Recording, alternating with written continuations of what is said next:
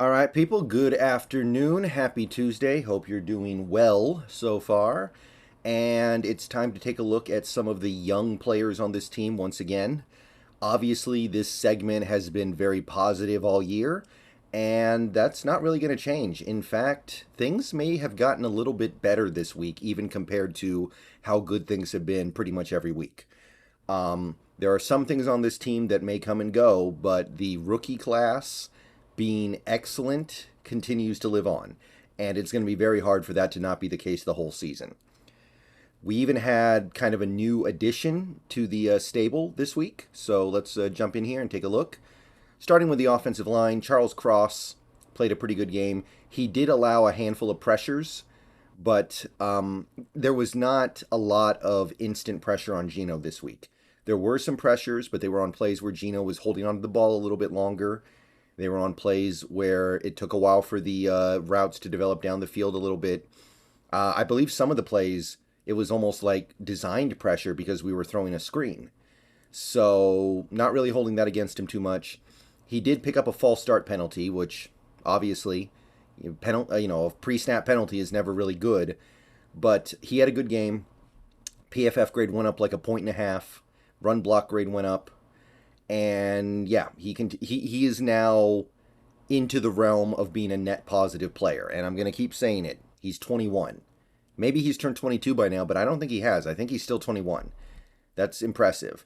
Abraham Lucas played a good game as well. His pass block grade is actually up into the mid 70s now. PFF grade overall is up to 67. He did allow a sack, but I believe it was a coverage sack. And he allowed a couple pressures as well. So he's up to 15 on the year. But it was an all-around good game for both guys. And I know Cross giving up 25 pressures sounds like it might be a lot.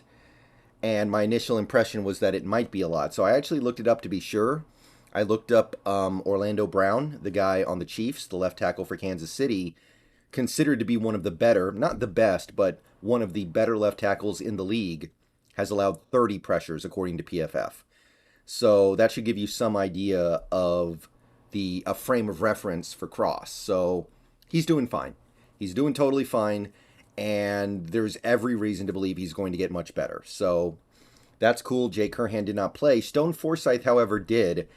He played 2 snaps. They were both kneel downs, and he got a PFF grade of flat 60. So I guess that's pretty good evidence that PFF just gives you a 60 if there's just nothing to say. It's like, yeah, he was on the field, and that's it. So Stone Forsythe gets his first 2 snaps of the season, and he doesn't do anything. But nobody did anything, so it's cool. Okay, linebackers. Boye Mafe, his grade went up a little bit on PFF. He made a tackle. He had a pressure. I think he played the run well in this game. Every time I noticed him, it seemed like he was just doing his job, and that's his niche right now. His niche right now is being the guy who can hold up against the run because, well, in this game, Darrell Taylor couldn't play, but in general, Darrell Taylor can't.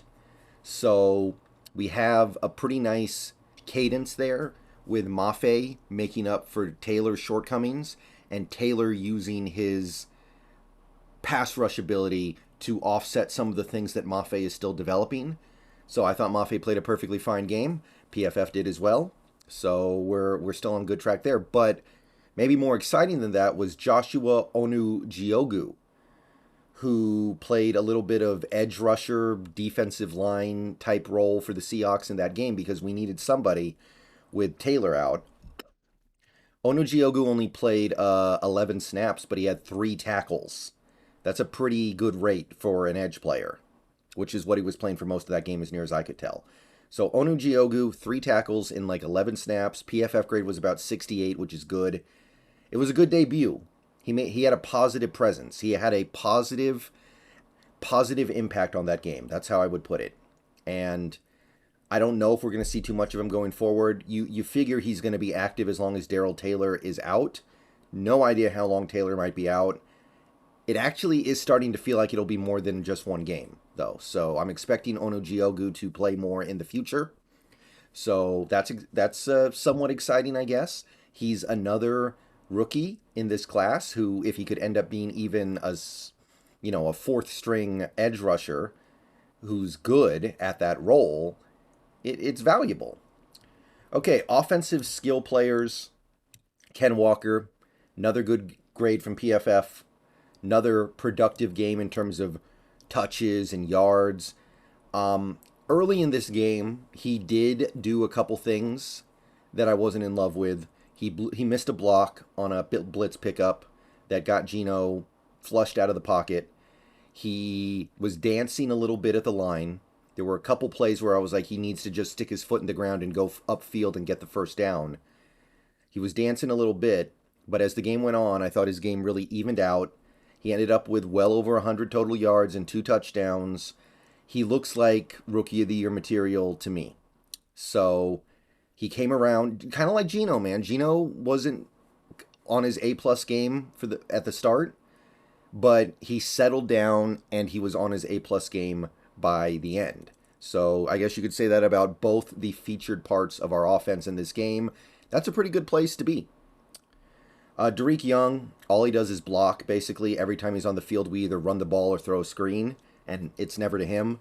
PFF hates him. I don't know why. Like, he's just out there blocking, guys. Come on, give him a break. D. Eskridge, though, his grade continues to plummet. And look, this was his opportunity to do something, and he didn't do anything. Not a good route runner. Clearly, Gino has no trust in him because Gino doesn't even look at him sometimes when he's wide open. And he's a decoy. That's really all you can say. Not the worst decoy. You know he can do the jet sweep and fly sweep stuff, so at least when they fake it, the defense has to respect it. But in terms of him actually being a productive player, I'm starting to really believe it's just never going to happen. And it's too bad because as much as he was never going to be a superstar in the NFL, I did believe he would find a place of productivity in this league. And it's just not happening right now. Defensive backs. This has been the highlight for most of the year. Bryant did not have a great game. He missed some tackles. He gave up some stuff in coverage. His PFF grade was in like the 50s or something, low 50s, not particularly good. It dropped a little bit overall. He had like 6 tackles. He did have a pass defense. And I have to say this. Despite everything I just said, I do feel very bad for him because Kobe had a pick that he lost because Quandre Diggs committed illegal contact, which I know there was some debate over it. I do think it was a good call. I thought it was the right call, unlike his first interception that got wiped off against the Chargers. He also had a forced fumble that I think was complete horse crap to be overturned. I think that was nonsense. That one bothered me. I don't know how the heck that is supposed to be not a catch, 2 feet down, starting to turn upfield, making a football move. I don't know how that's not a catch. I don't know how that gets overturned. So Kobe Bryant should be sitting here right now with another 2 turnovers forced as far as I'm concerned based on the merits of his play.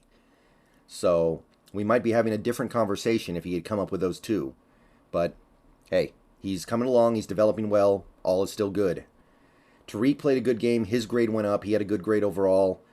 He did give up the touchdown, but I don't think he did anything wrong. Didn't give up too much else beyond that. He had another PD. Almost could have been a pick if he realized how bad the throw was going to be. Like, if he knew that Kyler was going to completely underthrow behind his receiver, he probably could have picked it off. Throws so bad, not even Tariq can pick him off. That's how you know the quarterback sucks. He had a few tackles. His QBR against went up a little bit because he gave up the touchdown. And that's about all there is to report. Joey Blount did not play. Trey Brown still did not play. And that's it for your rookie class. Life is good, man. On this front, life is good. You cannot take this away from us. See you guys later.